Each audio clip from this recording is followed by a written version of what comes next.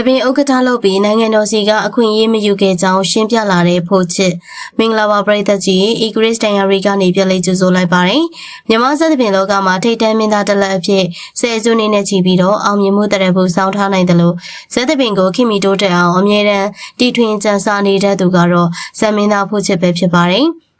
ဒါပေမဲ့လူသိများထင်ရှားပြီးတော့အောင်မြင်တဲ့သူတိုင်းကဝေဖန်တိုက်ခိုက်မှုတွေမနာလိုမှုတွေနဲ့အမြဲတမ်းတွန်းတွဲနေတဲ့တဲ့ဆိုတာကိုအခုလက်တလောထွက်ပေါ်နေတဲ့သတင်းတွေကသက်သေပြနေပါတယ်။ဒီလိုမင်းသားဖို့ချစ်အပေါ်ဆွဆွဲပြောဆိုနေကြတဲ့သတင်းအမှားတွေနဲ့ပတ်သက်ပြီးတော့ကာယကံရှင်ကိုယ်တိုင်စင်မော်ကနေအခုလိုပြပြတသားရှင်းလင်းတုံ့ပြန်သွားခဲ့တာပါပြဿနာရဲ့အစကတော့အခုရပိုင်းအတွင်းနာမည်ကြီးသတင်းဌာနတစ်ခုကနေမင်းသားဖို့ချစ်ကတပင်ဥက္ကဋ္ဌဆိုတဲ့ယာဒူးနေရာကိုအသုံးချပြီးတော့ဇက်တပင်အသုံးဆောင်ပစ္စည်းတွေကိုနိုင်ငံတော်စီကနေအထူးခွင့်ရေးယူတင်သွင်းထားတယ်ဆိုပြီးတော့ရေးသားဖော်ပြခဲ့ရကနေစတင်ခဲ့တာပါဒီသတင်းထွက်ပေါ်လာပြီးနောက်မှာလူမှုကွန်ရက်စာမျက်နှာတွေပေါ်မှာပရိသတ်တွေကြားအထင်မြင်လွဲမှားမှုတွေဝေဖန်မှုတွေအတော်လေးဆူညံသွားခဲ့ပါတယ်ဒီလိုမဟုတ်မမှန်ဆွဆွဲချက်တွေပေါ်မှာဖို့ချစ်တယောက်ငြိမ်မခံတော့ပဲသူကိုယ်တိုင်ကပြဖြောပြနေတဲ့ဇက်စင်မြင့်ထက်ကနေပရိသတ်တွေကိုအခုလိုပဲရှင်းပြလာပါတယ်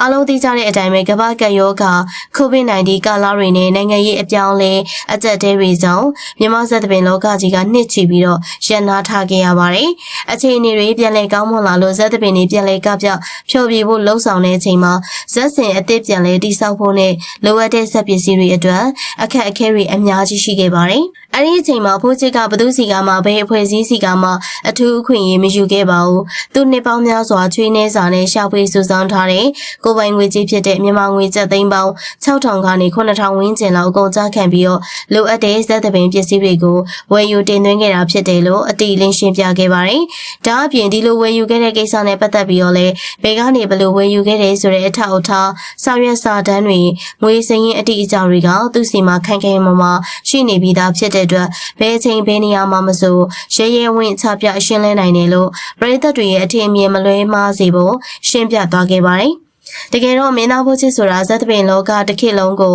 စမ်းသစ်စေခဲ့တဲ့ရှေ့ဆောင်လမ်းပြတစ်ယောက်ဆိုရင်လည်းမမှားပါဘူးအရင်ခေတ်ကတမယိုးကြကားလိပ်ဆွဲတာတွေရိုးရှင်တဲ့မီးအလင်းမောင်တွေနဲ့သာကပြဖြောပြခဲ့ကြတဲ့ဇက်သပင်လောကတွေကိုနိုင်ငံတကာအဆင့်မီ LED စက်ခရင်ကြီးတွေခေတ်မီနည်းပညာတွေအဆင့်မြင့်မီးစီရင်မှုတွေကိုပထမဆုံးစတင်မိတ်ဆက်ပြီးတော့သပင်လောကကိုအဆင့်တန်းတစ်ခုထိမြင့်တင်ပေးခဲ့သူပါလက်ရှိချိန်မှာလည်းမြန်မာနိုင်ငံသပင်အစည်းအရုံးရဲ့ဥက္ကဋ္ဌတစ်ယောက်အနေနဲ့ဇက်သပင်လောကသားတွေရဲ့အခက်အခဲတွေကိုရှေ့တန်းကနေတနိုင်သမျှဖေးမကူညီစောင့်ရှောက်ပေးနေသူတဦးဖြစ်ပါတယ်။ဒါပေမဲ့တစ်ပင်မြင်တော်လေးတိုက်ခံရတဲ့ဆိုတဲ့စကားလိုပါပဲ။သူဥက္ကဋ္ဌတာဝန်ယူထားတာကိုမလိုလားတဲ့သူတွေသူ့ရဲ့အောင်မြင်မှုကိုမနာလိုဝင်တို့ဖြစ်နေတဲ့သူတွေကတော့အခုလိုမျိုးမဟုတ်မမှန်လောက်ကျန်သတင်းတွေနဲ့အမြဲတမ်းပြစ်တင်ဝေဖန်ဆွဆွဲအပုတ်ချဖို့ကြိုးစားနေကြတာပါ။ကဲဗီဒီယိုကိုကြည့်ရှုနေကြတဲ့ပရိသတ်ကြီးရောအခုလိုသတင်းအမှားတွေနဲ့ဆွဆွဲခံနေရတဲ့အပေါ်စင်ပေါ်ကနေရဲရဲဝင့်ရှင်းပြသွားခဲ့တဲ့မင်းသားဖို့ချစ်ရဲ့အဖြစ်မှန်ပေါ်မှာပရိသတ်ကြီးတို့ဘယ်လိုမြင်မိပါသလဲမြန်မာဇက်သပင်ကိုတခင်ဆန်းအောင်မြင့်တင်ပေးခဲ့တဲ့